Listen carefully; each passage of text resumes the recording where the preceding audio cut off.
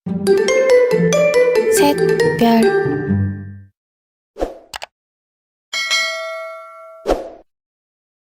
Cerita ini datang dari seorang narasumber bernama Ilham, yang dulu pernah berdagang di salah satu pasar tradisional di kota kecil di Jawa Timur. Di sana ada satu tokoh yang sangat terkenal. Sebut saja Pak Taryo, pemilik toko sembako paling besar di pasar itu. Orangnya tinggi besar, selalu pakai emas mencolok, cincin, gelang, sampai kalung. Dagangannya lengkap dan murah karena dia punya banyak koneksi distributor besar. Tapi sayangnya, kesuksesan itu bikin dia sombong luar biasa. Dia suka menghina pedagang lain. Kalau ada yang jualan di dekat tokonya, dia bentak. Minggir, mau saingan sama toko raja. Bahkan dia pernah sengaja turunin harga barang hanya untuk bikin warung kecil sebelah bangkrut. Satu persatu pedagang kecil di pasar itu tumbang. Tapi bukannya kasihan, Pak Taryo malah tertawa bangga. Dia bilang, kalau mau rezeki, ya jangan cengeng. Semuanya berubah ketika suatu hari Pak Taryo dapat kiriman barang dari luar kota. Sejumlah karung beras dan gula dari distributor baru yang katanya lebih murah.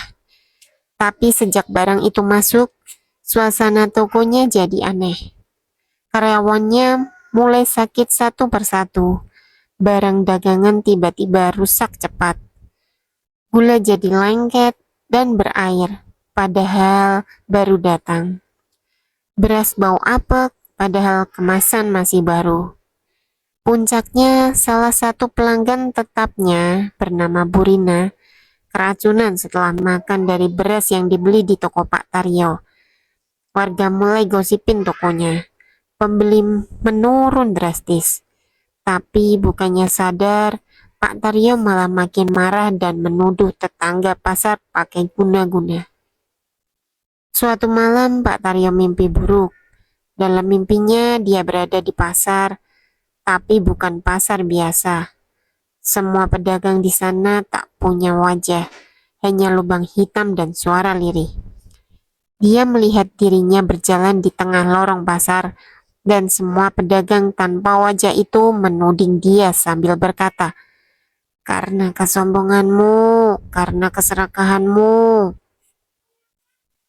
Tiba-tiba lantai pasar terbuka dan dia jatuh ke lubang api. Suara jeritan, bau gosong, dan desis ular menyambutnya. Begitu bangun, dia mandi keringat. Tapi anehnya, kedua telapak tangannya gatal dan muncul bercak hitam.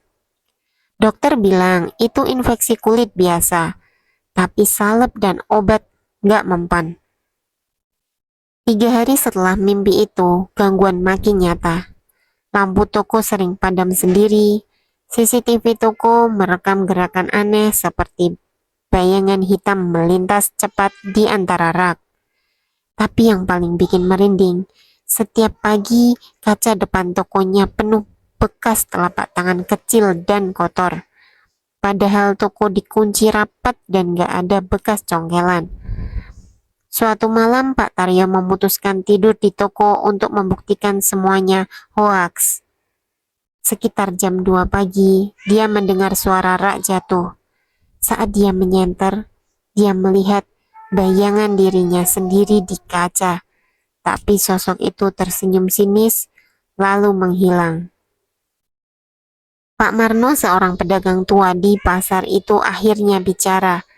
Dia bilang dulu di lokasi pasar ini ada pasar lama yang dibongkar sepihak dan banyak pedagang kecil kehilangan tempat karena penggusuran sepihak. Dan salah satu yang mendorong penggusuran itu adalah Pak Taryo. Ada arwah di sini, Pak. Mereka bukan marah karena kita, tapi karena keserakahan yang ngusir mereka dari tempat mereka dulu cari makan, kata Pak Marno. Pak Taryo tertawa dan menganggap itu omong kosong. Suatu hari Minggu, saat pasar sedang ramai, Pak Taryo tiba-tiba berdiri di tengah lorong pasar berteriak histeris. Dia menunjuk-nunjuk ke arah kosong sambil teriak, "Jangan bawa aku nggak salah, lepasin aku." Orang-orang panik. Beberapa karyawan mencoba menenangkan, tapi Pak Taryo malah jatuh ke tanah dan kejang-kejang. Matanya melotot, mulutnya mengeluarkan busa, dan dari telinganya mengalir darah. Dia meninggal di tempat. Setelah kematian Pak Taryo, tokonya ditutup sementara. Tapi tiap malam, warga sekitar sering melihat lampu toko menyala sendiri. Ada suara rak bergeser, pintu lemari terbuka, dan bahkan suara tertawa lirih dari dalam toko kosong. Beberapa orang yang coba membuka toko itu untuk dijual mengaku pintunya selalu terkunci.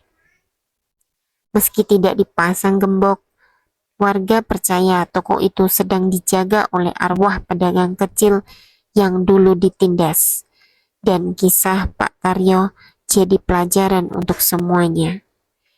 Jangan sombong karena dagangan laku. Rezeki bisa datang kapan saja, tapi bisa diambil balik oleh Maha Kuasa tanpa peringatan.